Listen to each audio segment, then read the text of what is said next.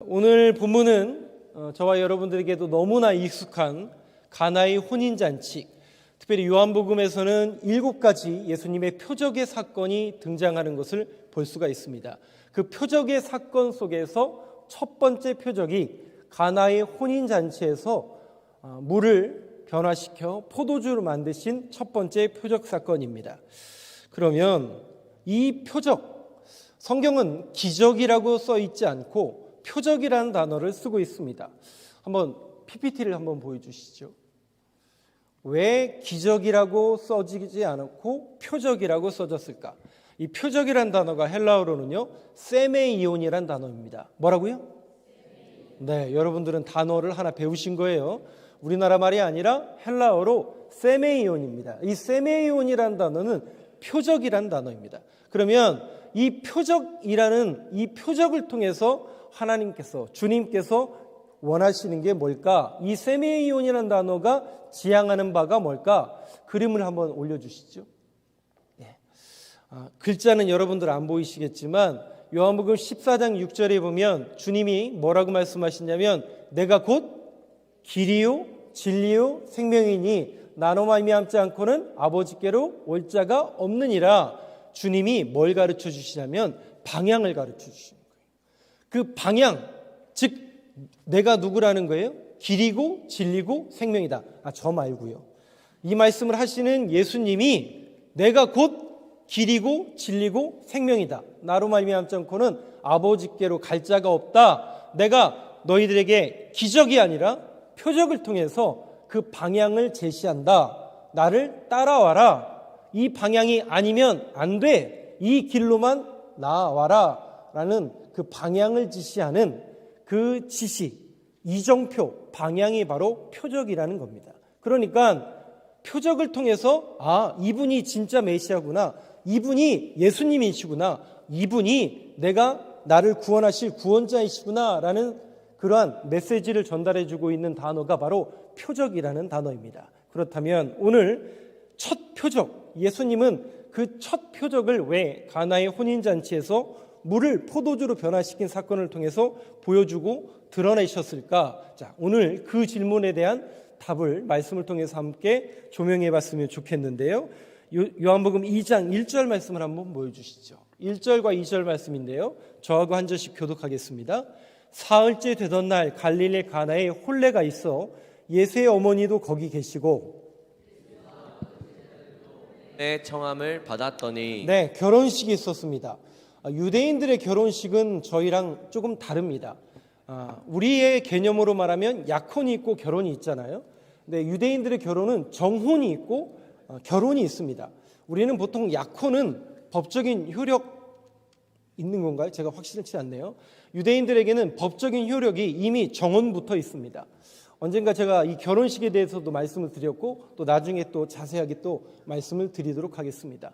한 결혼식이 있었고 가나라는 동네, 예수님이 공생애를 펼치시기 전 예수님이 태어나신 곳은 베들레헴이지만 육신의 아버지인 요셉의 주거지는 나사렛이었습니다. 그 나사렛에서 얼마 떨어지지 않은 가나라는 동네에 결혼잔치가 있었고 거기에 예수의 육신의 어머니가 초청을 받았고 예수님과 제자들도 초청을 받았습니다. 그러면 그 결혼식은 아는 인물이 결혼하는 걸까요? 아닐까요? 아는 인물이죠. 예수님과 가까운 지인이거나 친척지간이 결혼식이 있었고 결혼의 청함을 받았던 겁니다. 그렇다면 이 결혼식에 주님이 가셨는데 자, 문제가 발생하죠. 무슨 문제가 발생하죠? 네네. 3절 말씀 한번 보여주시죠. 자, 문제가 발생합니다. 무슨 문제가 발생하는가 한번 같이 읽어보겠습니다. 시작. 포도주가 떨어진지라 예수의 어머니가 예수에게 이르되 저들에게 포도주가 없다 하니. 술 떨어졌어요. 예, 잔치에 술이 떨어졌습니다. 그럼 우리는 단순히 저 문장과 문맥만 관찰하면 아니 잔치집에 술 떨어진 게 뭐가 그렇게 큰 문제냐? 물론 문제긴 하죠. 손님들을 접대하지 못하니까. 여러분, 저 문맥과 문장은 절대로 그 정도의 이야기가 아닙니다. 이건 여러분, 지금 예수님이 왜 이 첫 표적인가를 드러내고 있는데 단순히 잔치집에 포도주가 떨어진, 술이 떨어진 그 정도로만 인식하면 안 됩니다. 유대인들에게 포도주는 어떤 의미가 있냐면 기쁨입니다. 뭐라고요? 기쁨이에요. 지금 기쁨이 어떻게 된 거예요? 끊어진 거예요. 잔치집에 기쁨이 있어야 되는데 그 기쁨이 끊어진 겁니다. 실상 성경을 통해서 왜 결혼이라는 이 이야기가 등장을 하냐면, 여러분 창세기에 보면 하나님께서 창조 원리 속에서 결혼이란 제도를 만드셨어요. 즉 아담과 하와 또 하나님과 우리와의 관계를 어떻게 설정하시냐면, 그리스도께서 신랑이 되시고 또 우리가 거룩한 그의 신부가 되어서 함께 연합하여 기쁨을 누리는 것이 창조의 원리였습니다. 그런데 그 기쁨이 지금 끊어진 거예요. 창세기에 보면 4가지 구속의 원리가 나옵니다. 창조, 타락, 구속, 회복. 그러니까 우리가 성경을 보고 있으면 여러분들이 이 4가지 구조가 어디든지 다 이렇게 연결이 됩니다. 하나님은 창조하시지만 인간이 하나님과 같아지려는 속성으로 우리 안에 죄가 들어오게 되고, 죄로 인해서 하나님과 우리와의 관계가 끊어지고, 끊어진 그곳에 우리는 타락하고 맙니다. 그 타락한 인간을 구원하시기 위해서 하나님은 메시아를 통해서 구속하시고, 그 구속을 통해서 우리는 회복이 이루어집니다. 다시요, 창조, 타락, 구속, 회복. 성경은 이 이야기를 지금 계속 우리에게 전달해 주고 있습니다. 그렇다면 누가복음 15장에 보면 아버지와 집 나간 탕자의 비유가 나오죠. 그 아들은 아버지의 집을 떠납니다. 왜 떠나냐면 세상이 좋아서 떠나요. 하나님과의 관계가 끊어지는 겁니다. 그 끊어진 인류의 모습이 어떤 모습이냐면 자기 하고 싶은 대로 다 해요. 자기 하고 싶은 대로 다 누리다가 모든 것을 탕비하고 낭비하다가 어떻게 됩니까? 굶주려 죽을 때에, 즉 줄여 죽기 직전에, 줄여 죽을 직전에 뭘 기억하냐면 하나님의 집을 기억하는 거죠. 그것이 우리의 인식이고 우리의 자각이고 우리의 모습입니다. 즉 하나님과 인간과의 관계가 끊어지니까 기쁨이 끊어지게 되고, 그 기쁨이 끊어진 곳에 하나님과의 단절로 인하여 우리는 타락하고 멸망할 수밖에 없었습니다.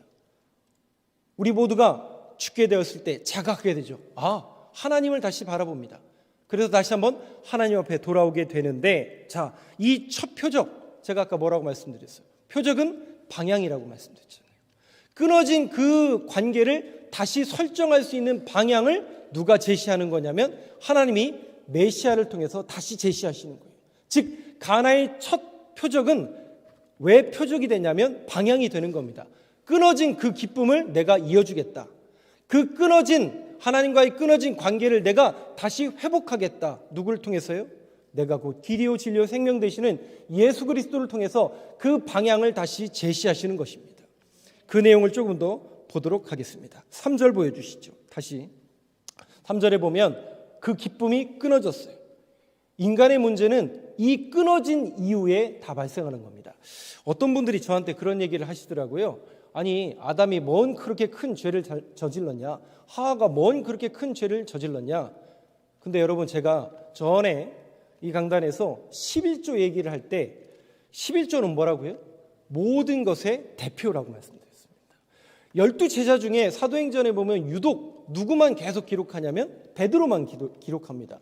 그러면 베드로만 진짜 제자고 나머지는 아닌가요? 나머지 다른 사람들은 사역 별로 크게 한 게 없나요? 아닙니다. 단순히 베드로의 이름이 계속 거론이 되는 것은 모든 제자들을 대표하는 겁니다. 마찬가지로 대표성에 대한 이야기입니다. 지금 아담과 하와는 죄라는 그 문제에 직면했고, 그 죄가 그들 안에 들어옴으로 인해서 그 대표성의 원리로서 맨 앞에 서 있는 겁니다. 그래서 그들로 인해서 오고 오는 모든 인류에게 원죄라는 죄가 유전되게 되었습니다. 우리는 그래서 죄의 문제가 계속 우리 안에 근본적이고 원초적으로 계속 우리 안에 들어있는 거예요. 그 원초적이고 근본적인 죄의 문제를 끊어낼 수 있는 방법을 하나님이 제시하시는 겁니다. 그 제시하시고 방향을 가르쳐 주시는 주님의 방향이 뭐냐면 표적이라는 툴을 통해서 저희들에게 보여주고 있다는 것이죠. 자, 그 표적이 어떤 것을 지향하는지 여러분 잘 한번 보시면 떨어진지라 예수의 어머니가 예수에게 이르되 예수님의 어머니는 예수님이 어떤 분이신지 정확히 알고 있었을까요? 모르고 있었을까요? 시상은 약간 어설픕니다. 죄송해요. 제가 이 단어를 쓸 수밖에 없는 이유는 여기에 있습니다. 약간 어설퍼요. 왜냐하면 지금 예수님의 어머니가 그 잔치집에 기쁨이 사라진 끊어진 그 상황 속에서 누구에게 얘기를 하시냐면 예수님에게 얘기하시는 거예요. 야, 예수야, 아들 예수야, 잔치집에 포도주가 떨어졌다. 포도주가 없다. 그것은 무엇을 의미합니까? 네가 메시아이지 않냐? 네가 능력자이지 않냐? 네가 이 문제 좀 해결해 봐. 그런데 어떤 목사님들이나 신학자들은 이 부분을 조금 더 리얼하게 이렇게 해석하더라고요. 야, 빨리 포도주 좀 만들어 봐. 네가 능력자잖아. 마치 이 컵 있네요. 문질면 누가 뜩 태어나야 돼요? 그 나와야 되는 거죠. 문제가 생겼잖아요. 이 문제를 해결할 그분이 나타나야 되는 거잖아요. 나타나면 어떻게 해요? 딱 한 번에 해결해 주면 얼마나 좋아요. 이런 요술램프 하나씩 갖고 다니면 우리가 이 땅에서 고생할 일 별로 없을 것 같은데, 죄송하지만 요 정도로만 신앙적인, 또 우리가 기독교라는, 또 예수를 믿는 사람으로서 저와 여러분이 요 정도로만 예수님을 인식하시면 곤란합니다. 물론 문제를 해결해 주시고 우리의 연약함을 아시는 그분이 도와주시고 회복시켜 주시지만, 기독교를 그런 어떻게 보면 하등 하나의 종교로만 여러분 인식하면 곤란합니다. 지금 예수의 어머니는 약간 이 정도 뉘앙스로 얘기한 것처럼 보여진다고 많은 신학자들은 이야기합니다. 그때 주님이 뭐라고 말씀하시는지를 한번 보시죠. 4절 말씀 한번 같이 읽겠습니다. 시작. 예수께서 이르시되 여자여 나와 무슨 상관이 있나이까? 내 때가 아직 이르지 아니하였나이다. 두 가지 아주 중요한 맥락이 이 4절 속에 서 있습니다. 많은 이들이, 또 연약한 인생을 살아가는 저희들의 삶 속에서 그렇게 되어 있습니다. 인간이란 존재 자체가 약하기 때문에 그렇습니다. 강하신가요? 여러분 강하세요? 얼마나 강하세요? 저보다 다 강하실 것 같긴 한데, 우리는 보통 단순히 누구보다 좀 힘이 세고 또 권력을 가지고 아니면 경제적인 부를 가지고 나서 그것으로 우리의 인간의 능력을, 척도를 기준 삼죠. 그런데 여러분, 그런다고 해서 그 문제가 해결된다고 해서 인간의 원초적인 문제가 해결될까요? 그렇지 않습니다. 문제가 없는 인간은 없나니 다 문제가 있습니다. 그리고 다 어려움 가운데 있습니다. 원래 그렇게 창조가 되어 있어요. 우리 인간이란 자체가 그렇게 피조물로 되어 있어요. 그러니까 늘 추구하는, 늘 바라는 게 뭡니까? 하나님처럼 되고 싶어요. 뭔가 그 능력이 나에게 있다면, 뭔가 만지면 변화되고 만지면 일어나고 만지면 변화되는 그런 뭔가 창조자와 같은 욕구가 있다고요, 우리 안에. 왜냐? 약하니까 그래요. 그리고 죄송하지만 못하니까 그래요. 우리는 그렇게 못해요. 못하니까 하고 싶은 거예요. 왜? 약하니까. 오래 살고 싶고 많이 가지고 싶고 평안하고 싶고 안 아프고 싶고, 모든 인간이 원하는 욕구입니다. 피조물이기 때문에 그래요. 근데 우리는 그걸 할 수가 없어요. 근데 오늘 4절 말씀을 통해서 주님은 두 가지를 제시하는데 그 정도 이야기가 아닙니다. 예수님이 뭐라고 말씀하시냐면 정확하게 예수께서 이르시되 뭐라고요? 아니, 세상에 예수님이 하나님의 아들이신 건 우리가 알겠는데, 아니 육신의 어머니한테 반말하고 있죠. 그죠? 반말하고 있잖아요. 여자요. 여러분, 이게 어떤 의미가 있을까요? 여자요. 근데 이게 원문에 보면 전혀 다른 해석이에요. 우리가 문장으로만 쭉 보면 어떻게 육신의 어머니에게 저렇게 반말할 수 있을까? 이 정도로만 뉘앙스지만 절대 그렇지 않습니다. 귀나이, 극존칭을 취하고 있어요. 그런데 어머니라는 단어를 쓰지 않아요. 어머니라는 단어를 쓰지 않고 이 문제를 해결해 달라고 하는 그 여인에게 뭐라고 이야기하냐면 여인이요, 여자로 부를 수 있는 가장 극존칭을 이야기합니다. 그러니까 단순히 이 문제를 가지고 나온 그 여인 하나만을 말하는 것이 아니라 모든 인류가 가진 여자의 문제, 그 문제를 주님께서 지금 해결해 주시겠다라는 그런 존칭으로서 여자여라고 이렇게 부르고 계십니다. 여러분, 이거 반말이 아니라는 것 정확히 인식하시기 바랍니다. 극존칭으로서 말씀하세요. 이것은 어떤 의미가 있냐면 신학적으로 오피셜 메시아, 즉 공식적으로 이제 내가 메시아로서 선포하고 메시아로서 사역을 감당하겠다라는 그 오피셜 메시아의 공식적인 예수님의 사역을 천명한 사건입니다. 여자여, 인류의 모든 여자여, 그 죄를, 그 문제를 내가 해결하겠다. 공식적인 메시아로서의 선포입니다. 그러면서 말씀하시는 게 뭐냐면 4절 다시 한번 보여주세요. 여자여, 공식적으로 주님께서 메시아이심을 천명하시면서 나와 무슨 상관이 있나이까? 그러면 지금 이 문제와 나와 무슨 상관이 있습니까? 해결해 주겠다는 얘기에 안 해주겠다는 얘기예요. 근데 우리는 알잖아요. 해결해 주시잖아요. 결론을 아는데, 결론을 알고 있는데 문장을 잘 관찰해 보면 해결해 주겠다는 거예요? 안 한다는 얘기예요. 안 한다는 얘기예요, 여러분. 그러면서 뭐라고 말씀하시냐면 내 때가 아직 이르지 아니하였나이다. 누구의 때요? 내 때. 호라라는 단어 쓰고 있어요. 이 호라, 내 때라는 단어가 요한복음에 몇 번 등장하냐면 정확하게 7번 등장합니다. 그리고 그 7번 내 때라는 단어는 언제 주님께서 사용하시는 단어이냐면 예수님의 십자가와 죽음과 부활을 얘기하실 때 내 때라는 단어를 쓰십니다. 그러면 정확하게 예수님이 이제 공식적으로 자신이 메시아이심을 드러내시면서 주님이 하실 사역은 어떤 사역인지를 정확하게 드러내시는 사건입니다. 그 주님이 이 땅에 오신 목적이 뭐였죠? 마가복음 10장 45절 한번 열어주시죠. 그 다음에 있습니다. 주님이 이 땅에 오신 목적 한번 같이 읽어보겠습니다. 시작. 인자가 온 것은 섬김을 받으려 함이 아니라 도리어 섬기려 하고 자기 목숨을 많은 사람의 대속물로 주려 함이니라. 여러분, 여기 두 가지가 있습니다. 주님이 오신 것은 이 땅에 섬김을 받으러 오신 게 아니라 도리어 섬기려 오셨대요. 여러분, 이것은 주님이 이 땅에 오신 목적이고 그 목적을 이루기 위해서 교회를 세우시고 그 목적대로 쓰임받으라, 내 멍에를 메고 나를 따르라, 주님의 명령이었거든요. 그렇다면 교회의 명령이기도 하고 우리의 명령이기도 합니다. 그렇다면 우리가 해야 될 명령은 바로 섬기는 겁니다. 죄송해요, 섬김을 받으러 오신 게 아닙니다. 주님은 도리어 섬기러 오셨다고 그랬어요. 마찬가지로 우리 교회에 주신 명령이고 저와 여러분들에게 주신 명령입니다. 섬기는 교회가 되길 간절히 소망합니다. 자기 목숨을 많은 사람의 뭐로 주신다고요? 대속물. 여러분, 로마서에 보면 하나님의 의가 드러났대요. 그 하나님의 의, 하나님의 뜻이 뭐죠? 제가 십자가라고 말씀드렸습니다. 그 십자가는 두 가지 의미가 있다고 말씀드렸어요.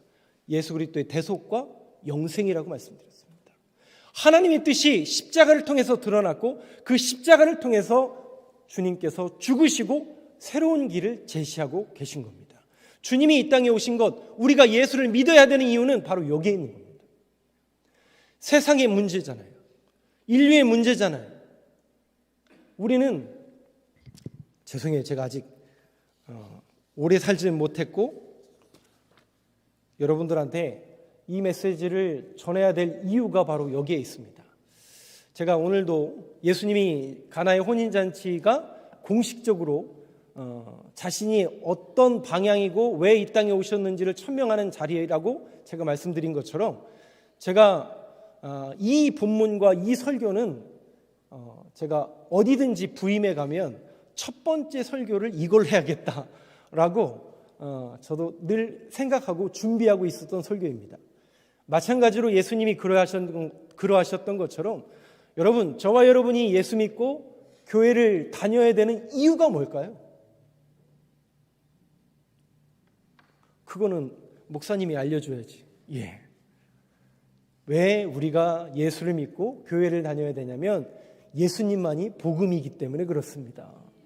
길이 없어요. 죄송하지만. 여러분, 길이 있으시던가요?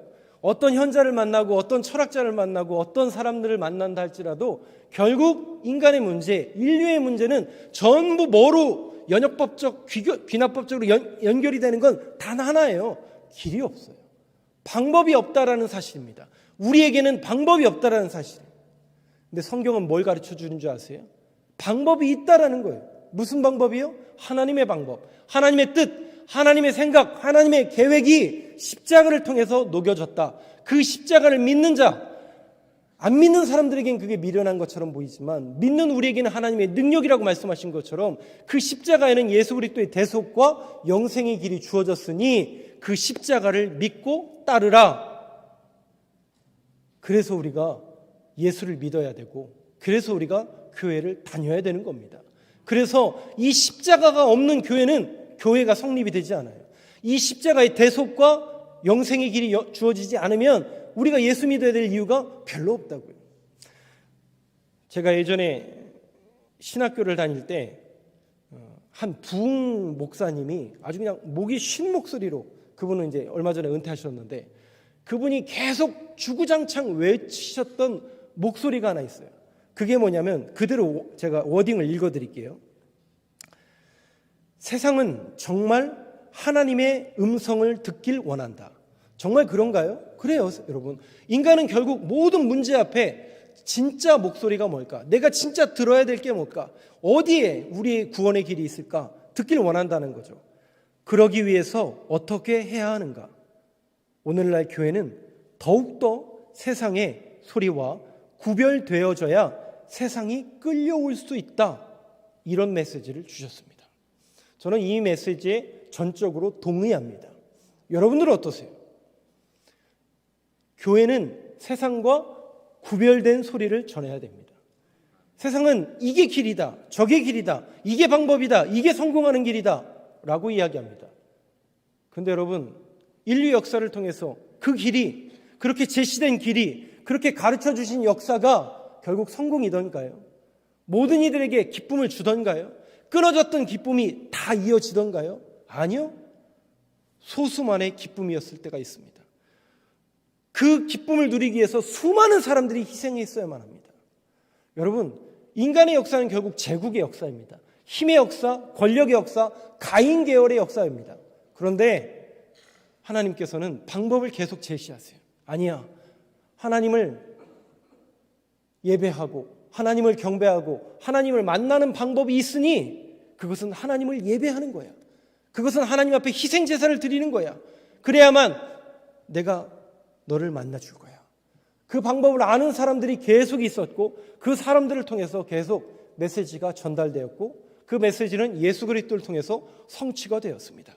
그래서 우리는 오늘도 그 메시아, 약속대로 오신 그 메시아를 믿고 그 메시아가 십자가에서 죽으심으로 인해서 우리에게 대속물과 영생의 길을 열어주셨다는 그 사실을 다시 한번 깨닫고, 이 끊어진 관계를 회복시킬 수 있는 것은 오직 예수 그리스도, 하나님의 방법대로 오셨고 방법대로 십자가에서 죽으신 그 주님을 믿어야만 우리의 끊어진 문제가 해결되는구나 라는 사실을 분명히 기억하고 깨닫고 믿어지는 저와 여러분들의 믿음과 신앙 고백과 예수를 믿는 길이 되길 간절히 소망합니다. 5절, 6절 한번 보여주시죠. 그렇다면 이 말씀이 이제 어디로 결론이 나는지 한번 보시죠. 5절 말씀은 제가 읽고 6절 말씀 읽어주시면 감사하겠습니다. 그의 어머니가 하인들에게 이르되 너희에게 무슨 말씀을 하시든지 그대로 하라 하니라. 거기에 유대인의 정결 예식을 따라 두세 통 드는 돌 항아리 6이 놓였는지라. 항아리가 몇 개 있어요? 6개 있습니다. 정확하게 요한복음에는 이 숫자의 의미가 다 방향을 제시하는데요. 6이라는 숫자는 유대인들의 개념 속에는 인간의 숫자입니다. 인간의 방법을 말하는 거예요. 인간의 정결 예식과 인간의 방법을 통해서 그것이 되던가요? 되지가 않더라는 거예요. 그러나 주님이 오시고 주님이 명령하시면 이 끊어진 문제가 해결이 되더라는 겁니다.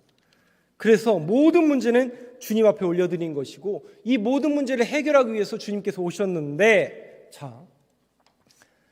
왜 물이 포도주로 변하는 사건이 가나의 첫 표적 사건인가?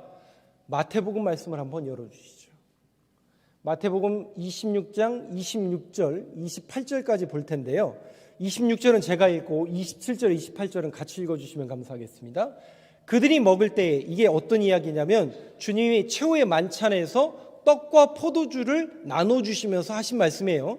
그들이 먹을 때 예수께서 떡을 가지사 축복하시고 떼어 제자들에게 주시며 이르시되 받아 먹으라 이것은 내 몸이니라 하시고 또 잔을 가지사 감사기도 하시고 그들에게 주시며 이르시되 너희가 이것을 마시라 이것은 죄사함을 얻게 하려고 많은 사람을 위하여 흘리는 바 나의 피 곧 언약의 피니라. 여러분, 왜 이 사건이 가나의 혼인잔치 속에서 물을 포도주로 변화시키는 사건이 첫 표적일 수밖에 없는가? 바로 여기에 있습니다. 그 포도주는 뭘 말하는 거예요?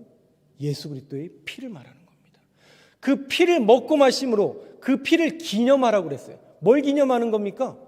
예수 그리스도의 피, 보혈의 피, 대속의 어린 양이 되신 그 보혈의 피가 우리의 죄를 씻겨주심으로 인해서 우리가 담대하게 어떻게 나갈 수 있어요? 우리 안 된다니까요. 방법이 없었다니까요. 죄인으로서 도저히 방법이 없었는데 그 보혈의 피가 우리의 죄를 씻겨주신 거예요.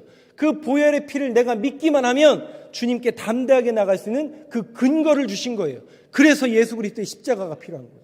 그래서 그분의 피가 필요한 거예요.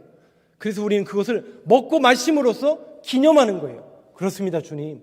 내가 죄인이고 나는 하나님 앞에 도저히 나아갈 수 없는 사람인데 끊어진 이 관계를 회복할 수 없는 사람인데 예수님이 피를 흘려주셨고 십자가에서 죽으셨음으로 인해서 내가 그 피를 믿기만 하면 그 피를 기념하기만 하면 내 죄를 씻겨주신다고 하셨으니 오늘도 나의 죄를 씻겨주셔서 오늘도 주님을 만나게 하여 주옵소서.